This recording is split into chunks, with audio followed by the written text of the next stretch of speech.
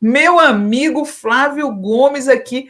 Vou contar para vocês uma coisa que eu e o Flávio Gomes, nós fomos colegas contemporâneos de Folha de São Paulo, mas a gente nunca se viu pessoalmente, gente. É a primeira vez que eu e Flávio vamos bater um papo. Verdade, Flávio Gomes? Tudo bom, Sinara? Tudo bem, pessoal? Obrigado pelo convite. Pois é, menina, eu trabalhei na Folha de 86 a 94.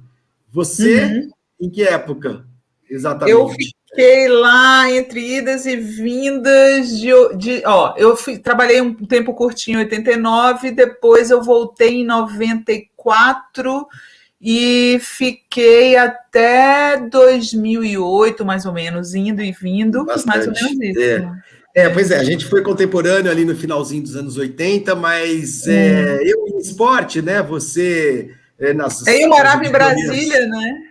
Editoria nobre, né? Você tinha espaço na primeira página, eu não, precisava sempre ficar cavando um buraquinho e tal. Mas, pois é, participamos de um momento bem legal do jornalismo, né? Do jornalismo brasileiro. 89, puxa, época de eleição, época de redemocratização do país, tal. Foram tempos bem interessantes. Exatamente. Eu acho assim, sempre que me perguntam como foi trabalhar na Folha e tal, eu fui muito respeitada na Folha, sabe, Flávio? As pessoas não mexiam no meu texto, eu podia escrever do jeito que eu gostava, bem ao contrário do que aconteceu na Veja, né? Que eu fiquei pouco tempo, justamente por isso que eles mexiam em tudo, enfiavam frases que eu não apurei, mas eu fui bastante feliz no tempo que eu fiquei na Folha. Não fizeram grandes assassinatos no meu texto, não. E você? Não, a gente não deve ter muita ilusão nunca, né, em relação a grandes grupos de comunicação, ilusões ideológicas, digamos assim, mas éramos bem jovens e participávamos de um projeto de jornalismo que tinha bases bem sólidas, né? A gente, eu nunca tive nenhum problema, pelo contrário, eu acho que o meu melhor período como profissional aconteceu na Folha, e sobretudo porque eu acho que naquela época a gente está falando de uma época em que a imprensa tinha um peso diferente do que tem hoje, né? O jornalismo, não vou dizer a imprensa, acho que o jornalismo tinha uma posição na sociedade que não se misturava com o que a gente está vendo hoje, né? Hoje a gente vê uma salada mista de gente produzindo o que se chama genericamente de conteúdo, né? Mas sem critério, sem método, sem nenhum tipo de base profissional, e a gente está sendo muito confundido com isso, né? Então o cara tem um blog, o cara tem lá o jornal Brasil da Cidade Online, sei lá, esses monte de merda que começou a aparecer na internet, com uma capa de jornalismo, e não é, né? Não é. Jornalismo é uma outra coisa. E eu acho que naquela época a gente fazia jornalismo.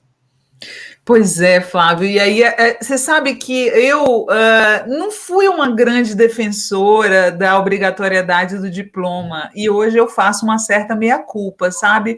Porque essa jogada aí do fim da obrigatoriedade do diploma acabou tornando possível o surgimento dos Alans dos Santos da vida, né? Eles surgiriam de qualquer forma, Sinara.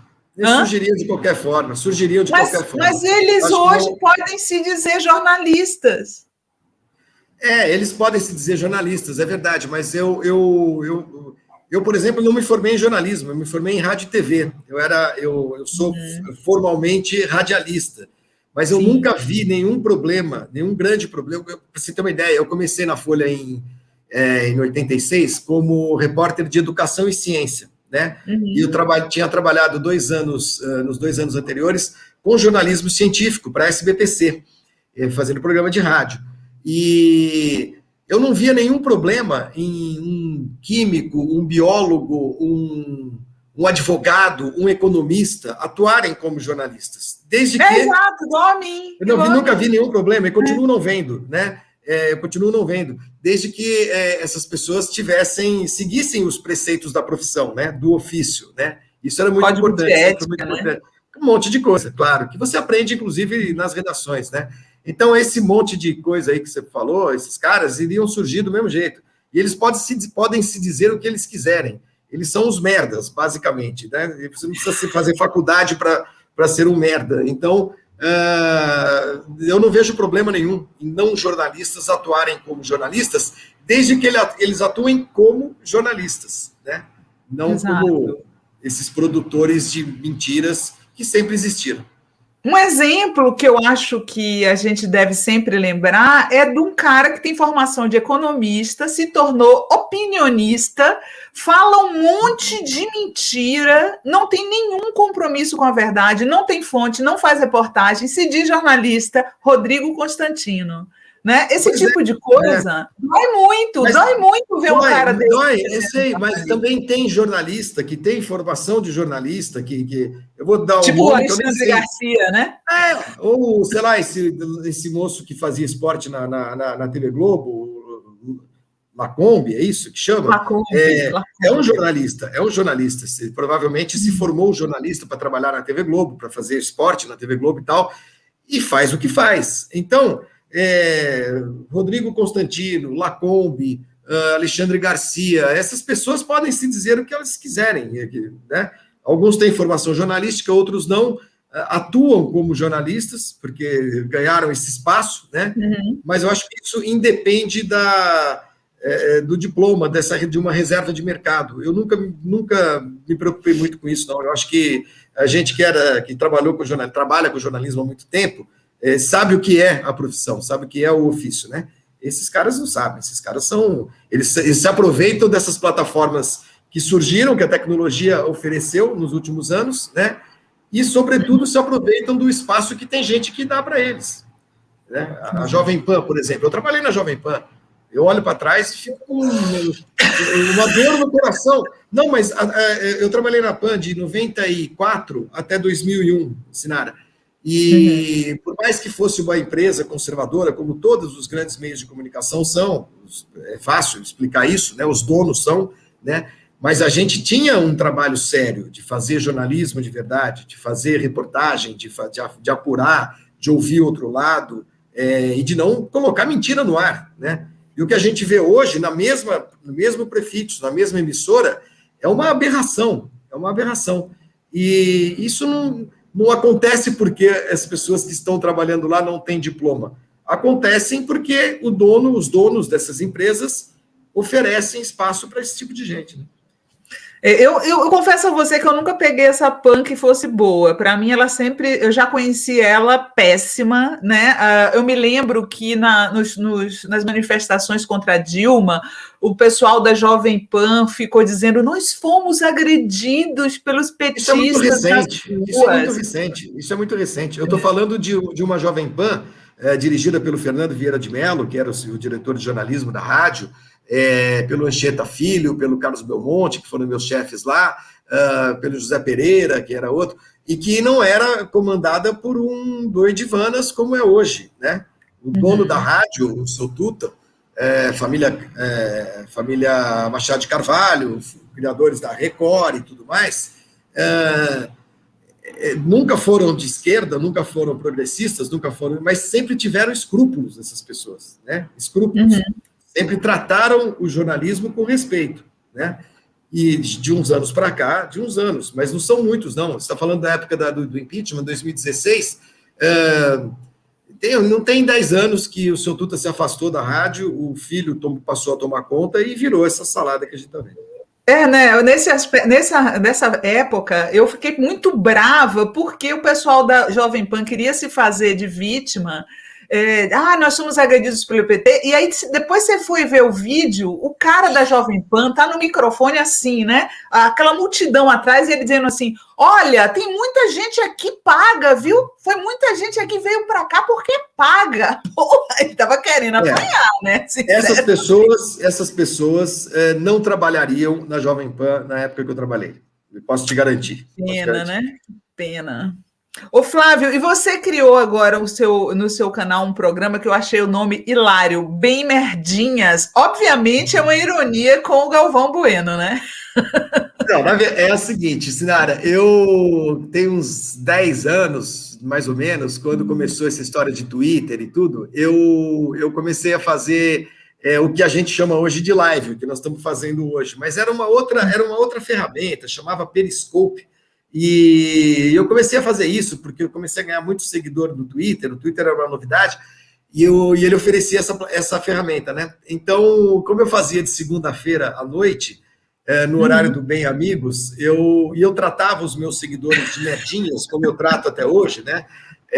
Eu sempre, bom dia, seus merdinhas, tá tudo bem aí e tal? Aí alguém sugeriu para mim, faz um programa chamado Bem Merdinhas. Então não é uma ironia nenhuma com o Galvão, é uma brincadeira com o nome do programa que tem no Sport TV no mesmo horário, que é o Bem Amigos. Eu achei muito engraçado, né? O Flávio saiu da... Foi saído, né, Flávio? Da Fox. Da Fox, ele foi saído da Fox, e aí ele dizia, não quero mais saber de nada, vou largar tudo. E aí ele está com o canal, mas ele falou para mim que não vai ficar muito tempo com o canal, não, que está com outros projetos, né, Flávio? Na verdade, assim, Sinara, eu completei 39 anos de profissão agora, né, em abril. Eu comecei bem cedo, com 17 anos eu já trabalhava em jornal e tudo, e os últimos 15 anos eu trabalhei em televisão. Eu trabalhei em TV a cabo, né, na ESPN e na Fox, fazendo futebol, né, fazendo esporte, que sempre foi assim, foi a minha carreira quase toda foi no esporte, né, praticamente, com Fórmula 1, com futebol, fui editor de esportes lá na Folha e tudo. E quando houve essa fusão aí que a Disney comprou a Fox, e houve esse processo de fusão da Disney, que a Disney promoveu entre Fox e ESPN, né, que são marcas da Disney, estava muito claro que muita gente da Fox ia ser mandada embora, eles não iam manter o canal no ar. Estão mantendo o canal no ar agora só com reprise de jogo, mas o canal se desmanchou, e no final do ano ele fecha, né? Então eu sabia que eu ia sair, e eu considerei nesse momento que o meu ciclo como jornalista de televisão, de futebol, de esporte e tal, estava encerrado, porque os canais de esportes se reduziram em número, né, em quantidade. Eu não vou trabalhar na ESPN, porque eles já me mandaram embora uma vez e me mandaram embora agora de novo. Sobrou o Sport TV, que é da Rede Globo, tenho milhões de amigos lá, mas nunca me aproximei do Sport TV e tal. Enfim, eu não estou afim de ficar dando burro em ponta de faca, insistindo, porque eu acho que o que eu tenho dito para quem me pergunta por que eu estou largando tudo, eu acho que o jornalismo de hoje, ele como eu disse no início, ele está muito misturado com esses milhões de produtores de conteúdo que se acham jornalistas, que acham que estão fazendo jornalismo. E não estão fazendo jornalismo. O que a gente vê hoje no Twitter, no YouTube, no Instagram, no Stories, no Reels, no um monte de coisa que eu não sei nem mais o nome, não é propriamente jornalismo, né? É outra coisa. E eu não consigo me identificar muito com essa maneira de fazer jornalismo. Eu acho perfeito fazer o que você faz, fazer o que colegas meus fazem no esporte também, canais no YouTube e tudo, só que eu não me identifico com isso, porque eu não sou um usuário disso, né? Eu não sou um cara que reserva 1 hora do meu dia para assistir coisas no YouTube. E por não acreditar nisso... Você acha fundamental? Ai, Flávio. Eu acho, porque sabe por quê? Porque eu vejo televisão, eu leio jornal ainda, eu ouço rádio, são os veículos com os quais eu cresci e que eu aprendi a trabalhar neles, a fazer isso, né? Não é que eu desconsidere o que se faz no YouTube jornalismo, pelo contrário. O que eu estou dizendo para você é que eu não sei se você precisa ver para fazer, sabe? Eu acho que sim, eu acho que eu preciso entender exatamente como é que o veículo funciona para poder atuar nele. E depois outra coisa, Sinara, eu não me considero um cara com conteúdo suficiente para falar todo dia alguma coisa num programa meu. Então, eu faço um programinha. Não, só para fechar, assim, eu faço um programinha semanal, né, que é um bate-papo com as pessoas, com os caras que me seguem, que me acompanham há muito tempo e tudo. E faço quando tem Fórmula 1, que é a minha principal área de atuação, né? Tem um site que eu repassei para os meus funcionários, como bom comunista, né? Entreguei os meios de produção para eles, e agora eu estou querendo fazer outra coisa na vida, escrever meus livros, continuar interagindo com as pessoas quando der e tal, mas eu acho que na grande imprensa esse meu ciclo já se fechou, sem ressentimento nenhum, assim, não é que eu não, que coisa, não tem mais espaço para mim no jornalismo, não é isso, não é isso. Eu tomei uma decisão que eu quero ir morar na Bahia, né? Eu e minha namorada, nós vamos morar na praia, nós vamos fazer construir uma casa, nós vamos fazer um restaurante e pronto. Tá bom, é isso. Ótimo, adorei seus planos, viu? E o Flávio, gente, acabou de lançar um livro. A gente tem a foto do Flávio com os livros, não é, Guilherme? E olha lá, Imola, 1994. Olha as caixas dos livros. Para as pessoas comprarem seu livro, tem que escrever para você? Como é? Foi assim, Sinara, não, nas livrarias não tá, porque não temos mais livrarias, né? O mercado editorial, que já estava meio capengando antes da pandemia, ele virou de cabeça para baixo agora, as livrarias deixaram de funcionar, agora estão voltando e tudo. E o que eu fiz foi, essa editora, Gulliver, eu já tinha lançado o meu primeiro livro, um romance, 3 anos atrás. E o que eu fiz com esse livro foi uma pré-venda para os meus seguidores por e-mail, né?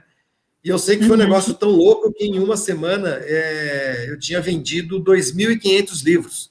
Essas caixas aí que você está vendo são 2.500 livros, parte deles, né? Caramba! E como no Brasil tem-se como padrão, né, de best-seller, 3 mil livros vendidos, já vendi os 3 mil, na verdade, né? Já é um best-seller. Já pois é. E foi vendido direto para as pessoas, porque as pessoas gostam de autógrafo, de dedicatória e tudo mais. E é isso, eu estou entregando os livros, tem mais umas caixas lá atrás ainda, tá vendo? Das 56 caixas que chegaram aqui no dia 20... Que dia que chegaram? 21 de abril, uma coisa assim? 25, não lembro direito. Sobraram 15. Tem 15 aqui que eu estou mandando ainda, né? Hoje, quando eu acabar aqui com você, eu vou ficar lá autografando o livro para a gente tentar mandar tudo essa semana. E é bem legal, e é um livro sobre jornalismo, é um livro sobre a minha carreira como correspondente de Fórmula 1 até Imola 94, até o final de semana do acidente que matou 2 pilotos, o Senna e o Ratzenberger, né? E foi um grande sucesso, é muito bacana. Eu estou muito animado com a história de livro, porque ninguém vive de livro, né? Pouquíssimas pessoas vivem de escrever livro. E eu vi que dá. Eu lancei, no começo do ano, eu reeditei um livro de 2005, um livro de crônicas que eu tinha publicado, vendi tudo em uma semana, e é isso, você fala direto com as pessoas que te conhecem, que gostam de você, que querem te ler, e estou feliz da vida, estou sossegado. Opa, na praia vai rolar mais livro, então, né? Vai. Deixa eu aproveitar aqui o gancho. O Flávio, ele também, gente, é colecionador de carros. É engraçado, nós temos isso em comum, porque os carros que ele curte, eu curto muito, que é aquele da Fábrica Nacional de Motores, né? O DKV e tal, e também os carros russos. Eu já tive, inclusive, um Lada, sabia, Flávio? Qual que você teve? Eu tive o Niva, me deixou na rua muitas vezes. É porque você não cuidava dele direito.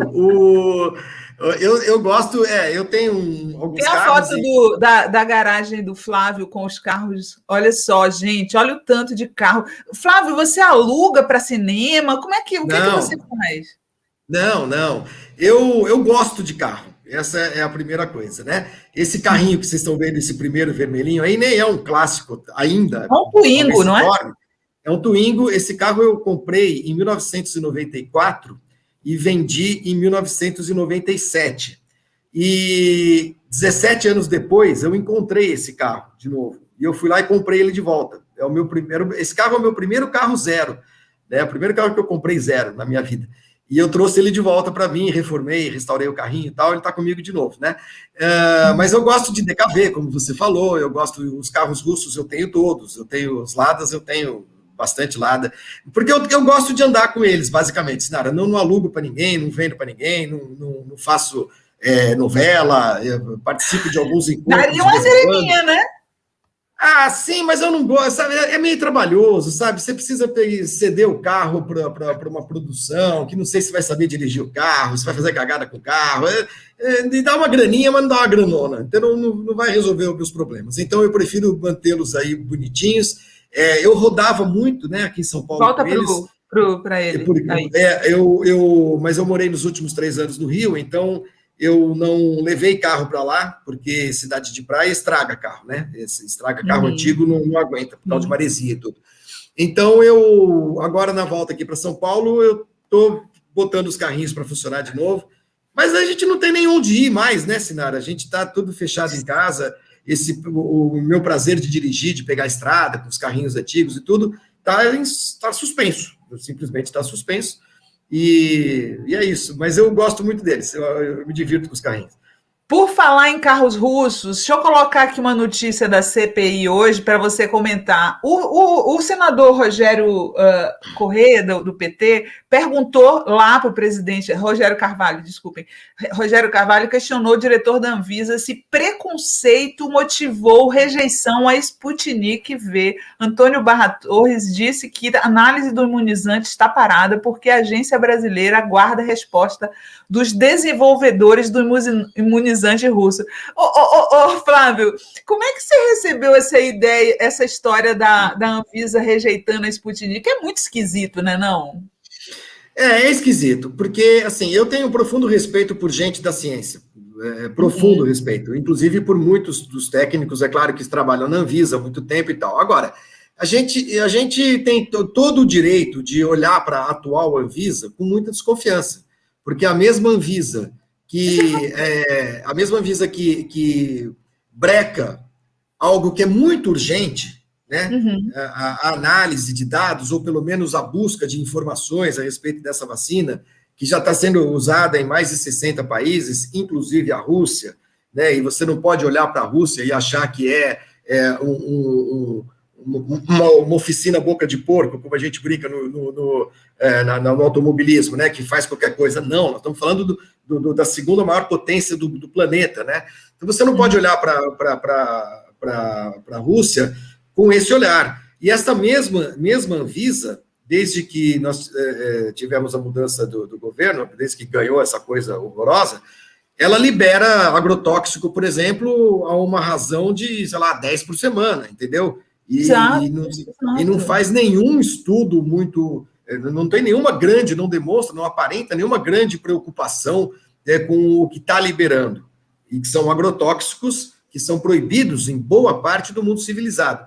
Então, isso me dá o direito de olhar para esse cara da Anvisa e falar assim, escuta, bonitão, você pode ser cientista, você pode ser um cara inteligente, você pode ser preparado, você pode ter até razão no rigor com que está tratando a questão das vacinas. Mas esse mesmo rigor você não usou com os agrotóxicos. E a outra coisa que eu acho que é muito importante, neste momento em que pelo qual o planeta está passando, qualquer vacina que já esteja em uso tem de ser encarada como uma esperança, como uma possibilidade de mitigar o que está acontecendo, né? E quando a gente vê que boa parte dos compromissos de compra da Sputnik, boa parte desses compromissos foi feita por estados do Nordeste, que são dirigidos, que são governados por pessoas de esquerda, pessoas que são adversárias do Bolsonaro, e é essa que é vetada, realmente eu me dou o direito de achar que esses caras estão sacaneando. Estão sacaneando, não consigo encontrar outra palavra, né? Ele que prove que ele não está sendo influenciado por decisões políticas do governo federal. É isso. Né? Qualquer vacina tinha de ser hoje aplaudida, a gente tinha que acelerar esses processos. Você não pode tratar, nesse momento, o processo de aprovação de uma vacina como você trata o processo de aprovação de uma pílula anticoncepcional. Há uma urgência no planeta para resolver o problema da pandemia. E essa vacina está sendo utilizada, e ela tem resultados. É simples, é isso que eu acho. Eu acho que a posição de algumas pessoas com boa intenção, tá? Cientistas e jornalistas científicos dizendo não podemos desautorizar a Anvisa, foi muito radical, sabe? E prejudicou muito o debate, né? Falando sobre jornalismo, as pessoas têm o direito de perguntar para a Anvisa o que o senador perguntou hoje, né? E ninguém tinha perguntado. Né? Ninguém tinha perguntado para o presidente da Anvisa, essa decisão é política? Porque parecia uma decisão política. Ele nunca vai dizer que é. Ele nunca vai dizer que é, porque ele está simplesmente rasgando todos os seus diplomas, tudo aquilo que ele, toda a sua toda a sua carreira, toda a sua trajetória. Ele é militar, na verdade, ele não é dos quadros da Anvisa, o presidente. Esse presidente, mas ele tem formação científica? Ele é militar. Ele é militar. Então, desculpa, apaga tudo que eu estou falando. Então, esse cara realmente... Agora, há técnicos da Anvisa que assinam, né, os laudos que recomendam não aprovar imediatamente a Sputnik. Aí esses caras eu respeito, né? Agora, é verdade, você tem razão, porque há uma moça que era presidente da Anvisa, né, recentemente, que se demitiu, não é isso?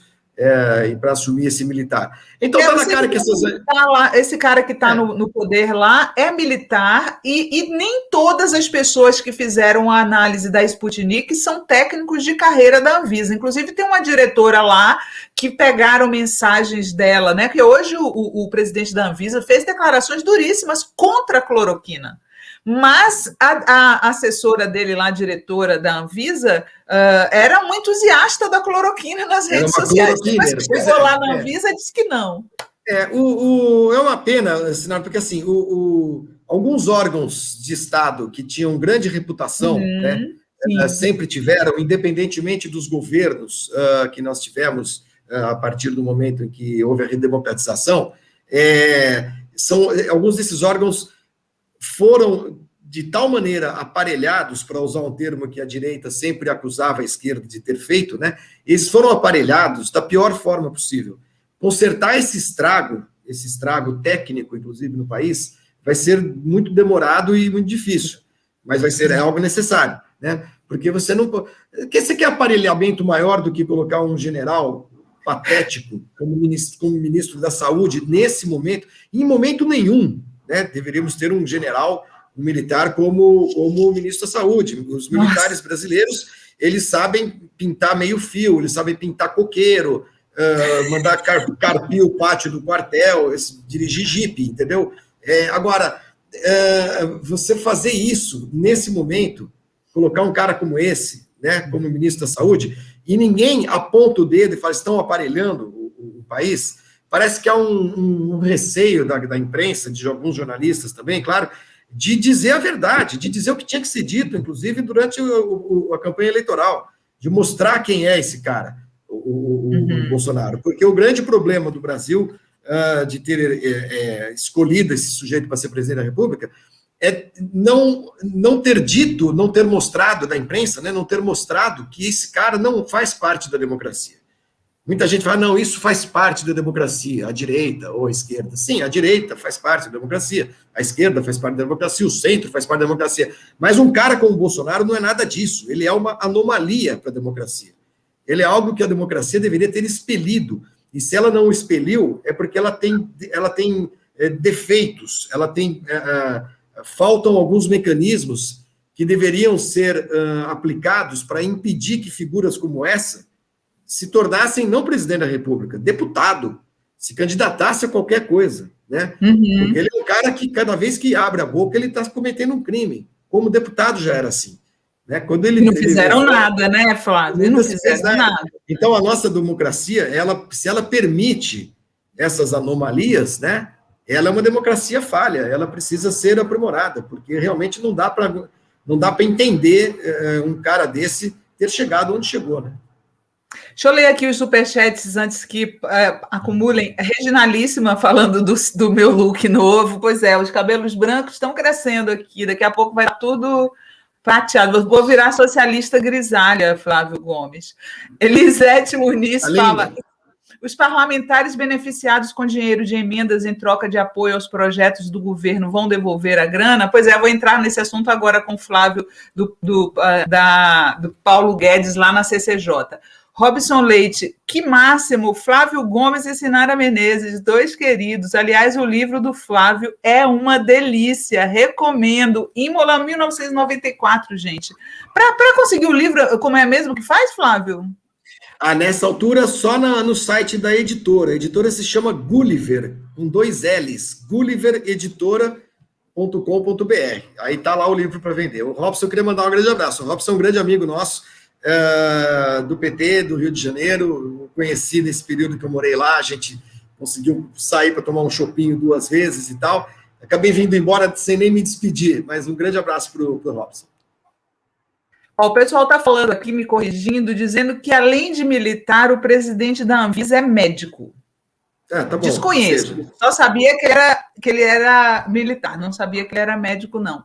Flávio, hoje teve um depoimento do Paulo Guedes lá na CCJ e ele não respondeu sobre o Bolsolão, né, que é aquele orçamento secreto para compra de apoio a parlamentares. O Estadão deu uma matéria dizendo que são 3 bilhões.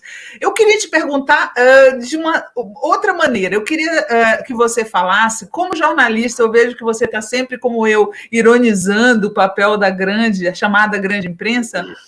Você não acha que esse pessoal dá muito mole para o Guedes, não? Pô, o Guedes é considerado o maior intelectual desse governo, para a gente ver que desgraça de governo que a gente tem, né? Se um troço desse aí é considerado, se alguém consegue levar esse sujeito a sério, um sujeito que, além de me parecer, do ponto de vista técnico, né, como economista, um desastre, uma coisa antiquada, uma coisa velha, sei lá, fala as barbaridades que fala, né? E se aceita isso como se esse governo tivesse alguma coisa de bom, e a coisa de bom é o fato de o Paulo Guedes ser um liberal, sabe? Porra, gente, na boa, é tanta desgraça acontecendo, é tanta incompetência, é tanta besteira sendo dita, é tanta burrice, é tanta delinquência, que não se salva ninguém, cara. Desculpa, desse governo, eu costumo dizer, olha, qualquer pessoa, por mais que tenha um passado interessante, importante e tudo mais, mas que se associa a essa gente, merece o meu mais profundo desprezo, sabe, Sinara? Se o Haddad resolver, estou falando uma coisa absurda que não vai acontecer nunca, mas assim, o professor Haddad, para tentar, olha, eu vou tentar, o Bolsonaro me chamou para ser ministro da Educação, eu vou tentar ir lá, porque eu preciso salvar a educação desse país, eu vou passar a achar o Haddad um imbecil completo, igual, entendeu? Porque eu acho que ninguém que tem alguma decência moral, técnica, profissional, pode se associar a esse governo. Isso é a maior desgraça que poderia ter acontecido na história do Brasil. Nunca imaginei que a gente ia viver um pesadelo tão grande, sinceramente. Então, Paulo Guedes, E eu pergunto para as pessoas qual foi a genialidade que o Paulo Guedes fez até agora? Nada! Zero. Esse governo é um zero absoluto, né? Agora, o que eu acho que acontece é que a gente tem uma elite brasileira que se recusa a assumir a cagada que fez ao apoiar esses caras, né? Se recusa, não admite. É gente teimosa aí você vai falar, mas escuta, vocês não estão vendo o que está acontecendo? Aí o cara fala, mas pelo menos a economia. Pelo menos a economia? O que está acontecendo com a economia? Esse cara teve a indecência de dizer nessa semana, não sei em que entrevista, em que pronunciamento, que a economia já se levantou. Como a economia já se levantou? Igual os mortos. Levantou gente, igual os 422 mil mortos de Covid estão levantados. Além de assim, um caos econômico no país, um índice de desemprego absurdo, não vai ter censo, gente. Como é que você pode planejar uma economia sem censo, né? E essas pessoas, essa elite econômica, está abraçando isso, aceitando isso como puxa, pelo menos tem o Guedes. Vamos a merda, entendeu? É uma desgraça completa, e que esbarra nessa elite idiota, tosca, que o Brasil tem. A elite brasileira é jeca, é ignorante, é burra, e fica pendurada nesse cara porque o cara estudou em Chicago. Sabe? Vamos para o inferno, né? O pessoal já está pedindo aqui um programa, Rafael, o programa na Fórum com o Flávio. Eu já sugeri isso para ele, gente, mas ele só quer saber de ir para a praia, tá? E a Dione Scarpelli lembra, aliás, eu não posso deixar o Flávio ir embora sem ele comentar o que é o Nelson Piquet apoiando o Bolsonaro. Flávio, fala aí para mim. Olha, eu vou usar a frase do meu querido amigo Luiz Antônio Simas. Tem gente que envelhece e tem gente que envilece, né? É, eu conheço o Piquet há muitos anos, conheço o pai dele, o Sinara, não sei se você sabe, foi ministro da Saúde do João Goulart. O pai Sim. dele era médico, e depois foi cassado pelo AI-5, embora tenha se filiado à Arena depois do golpe, né? Mas ele acabou sendo cassado também pelo AI-5. O Nelson é uma pessoa que eu conheço há muitos anos, como jornalista, porque cobri Fórmula 1 desde 88, né? E ele parou de correr na Fórmula 1 em 91, e ele ainda correu na Fórmula Indy um tempo. Eu tenho amigos em comum com o Nelson, é um cara que faz muita coisa boa para muita gente, do ponto de vista pessoal. Agora, gente, tudo que eu estava falando agora para você, tudo isso que eu sempre achei de bom do Piquet, eu deixei de achar, porque eu acho inaceitável, inadmissível qualquer pessoa olhar para o Bolsonaro e dar um sorriso, ou dar a mão para o Bolsonaro. Então, o Nelson... Repugnante, né? É repugnante. Nesse momento de polarização do Brasil, a gente está descobrindo quem são algumas pessoas. E a gente se decepciona com elas. O que eu vou fazer? Agora, a história do Piquet como piloto, como esportista, como atleta, é maravilhosa? É maravilhosa. Era mecânico de carro, de fusquinha, lá em Brasília. Começou a correr sozinho, sabe? O pai era contra. O pai nem sabia que corria, era contra. Ele vinha com uma Kombi, trazia o carro aqui rebocando com a Kombi, corria, voltava. Ele era o mecânico dele mesmo. Ele tem uma trajetória, um cara que fez o que ele fez, até chegar a tricampeão mundial de Fórmula 1, é uma história esportiva maravilhosa, linda, de verdade. Né? Ela vai continuar existindo, a história. Pena que o personagem da história, ele, para mim, perdeu respeito, sabe? Porque... agora, não me surpreende, viu, Sinara? Não me surpreende, porque esse meio automobilístico, ele é um meio muito conservador, ele é um meio esse é um esporte praticado por gente rica, né? Por essa mesma elite tosca que eu estava dizendo agora, que eu estava descrevendo para vocês. Então, não é uma surpresa, infelizmente. O Hamilton, que é negro, ele faz uma certa diferença, né, Flávio? Total. O Hamilton, para mim, Sinara, ele é o personagem mais importante da história da Fórmula 1, da história do automobilismo. Porque nunca aconteceu, e olha que existe corrida faz tempo, hein? Desde que fizeram o primeiro carro, com o segundo carro já tinha uma corrida, né? Isso vem lá do começo do século XX, né? E a Fórmula 1 é de 1950. Nunca nós tivemos um atleta, um piloto, que se posicionasse em relação a questões tão importantes quanto o Hamilton se posiciona. Né? Normalmente, esses caras, eu convivi com eles durante anos, eles não sabem nem o que está acontecendo no mundo, sabe? Eu lembro que teve corrida na Bélgica, em 91, quando estava desmilinguindo a União Soviética, sabe? Estava desmilinguindo a União Soviética, estava desmanchando, sim. Gorbachev escondido, aquele cara que quis tomar o poder, aí o Yeltsin foi lá, mandou o cara para o inferno, trouxe o Gorbachev de novo. Você perguntava isso para os pilotos, eu estava na Bélgica, ali do lado, né? Para qualquer piloto, escuta, o que vocês acham do que está acontecendo na União Soviética? Eles nem sabiam. Atleta, em geral, é muito despolitizado, ele é muito fechadinho no mundinho dele, no mundo do seu esporte e tal. Mas o Hamilton não. O Hamilton, ele está levantando bandeiras, ele está levantando questões que são essenciais, né? E ele atinge muita gente. Isso é importante. Isso já é o lado bom das tais redes sociais, né, Sinara? Você ganha uma plataforma para falar com muita gente, né? Exato. Então, eu acho que o que o Hamilton faz é muito importante, é muito relevante, né? E eu espero que outros sigam esse mesmo caminho. Não tenho muitas ilusões, mas eu acho que o Hamilton hoje, para mim, é o esportista mais importante do mundo, pela voz que ele tem e pelo que ele fala, pelo alcance que ele tem. O Ronaldo Alfredo dos Reis está falando, Lewis é ativista vegano. E o Eduardo Goulart fala que acho que o Senna era exceção, não sei se estou errado. A Juliana Melo Souza está falando, estou sempre mandando inbox para o Hamilton, estou na pista, gato. Que homem incrível. Ele é realmente um homem incrível. Fala, Hamilton é foda. E aí a Mari Lula Segatti fala que o Ayrton Senna odiava políticos e a Mônica Taunices fala que Senna era o maior como ser humano. Você acha que o Senna podia ser bolsominion se tivesse... Acho ruim esse tipo de exercício, tá? Eu acho injusto esse tipo de exercício, porque eu acho que chamar alguém de bolsominion hoje é a maior ofensa que você pode fazer a qualquer pessoa. Né?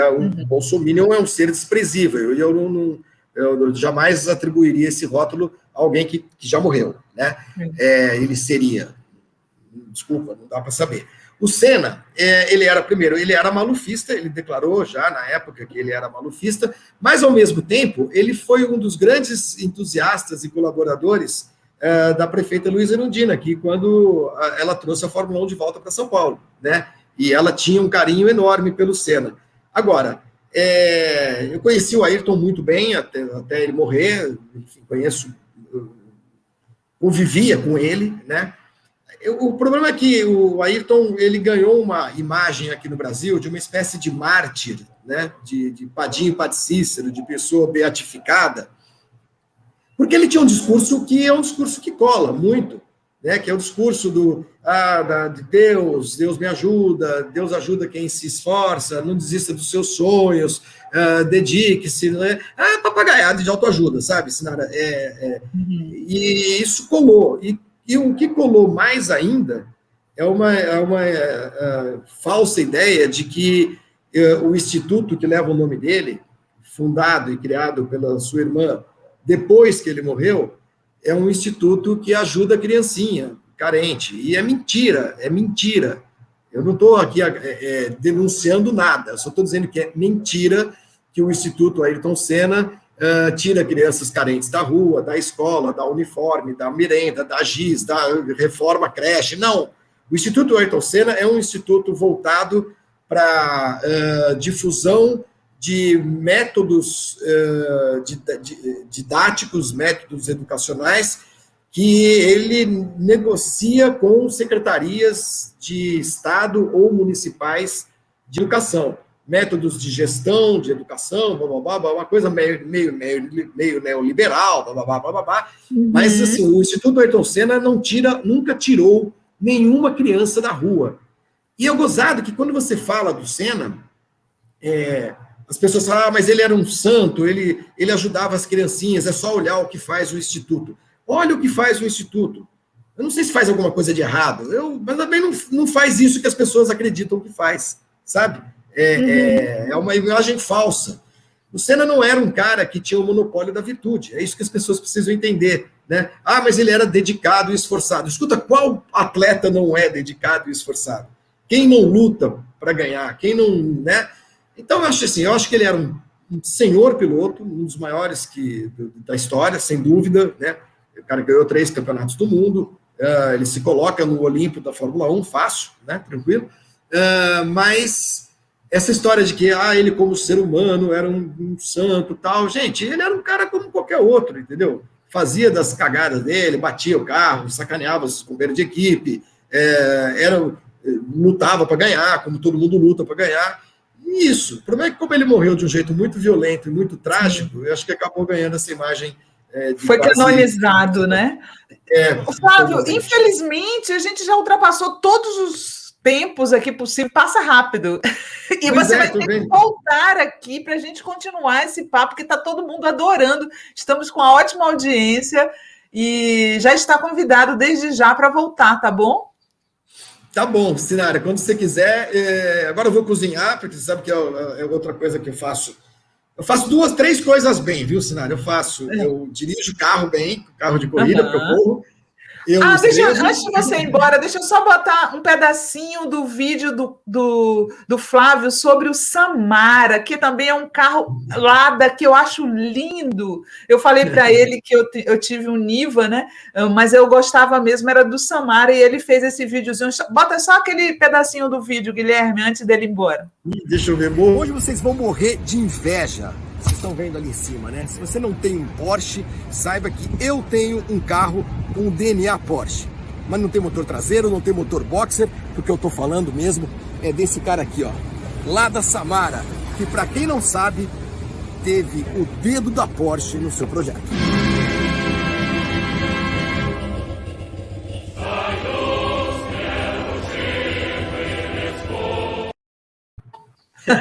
Adorei. Gente, se vocês quiserem ver mais vídeos do Flávio, vão lá no canal dele e eu ainda vou tentar convencê-lo a fazer o nosso programa juntos aqui, falando de tudo, de carros. Eu não entendo de nada, Sinara. Não chegou nem a comentar o carro do... O programa, até a Dione Scarpelli, eu vi aqui ela comentando, que já estava na nossa ideia, comentar o programa do Seinfeld, Comedians in Cars Getting Coffee, que eu também adoro, também tem muito carro antigo. Eu adoro carros antigos. Acho até que foi a melhor coisa que o capitalismo teve, foi nos carros antigos. Legal, Sinara, obrigado, viu? Quando você quiser, estou aqui, participo, você pode me chamar. Mas, o pessoal está querendo saber quais são as 3 coisas que você faz bem. Eu piloto carro de corrida, porque eu corro, né, de carro também. Eu escrevo direitinho, as pessoas gostam do que eu escrevo, e eu cozinho. Então, eu vou fazer agora um espaguete à carbonara para minha namorada, que deve estar lá dentro, lá no escurinho, lá no fundão, que a gente, uma vez por semana, pelo menos, a gente faz uma comidinha gostosa para a gente. Abrir um vinho e tentar respirar, sabe, Sinara? Porque tá pesado demais. Mas tá pesado demais. Nós vamos virar, nós temos que virar. É isso aí, meu amigo. Beijão para você. Obrigado. Obrigado a todo mundo. Desculpem os palavrões, desculpem se eu falo muito, né? O tempo passou muito rápido, mas sempre que vocês quiserem, eu estou aqui, tá bom? Oba! Beijos. Tchau. Valeu. Tchau.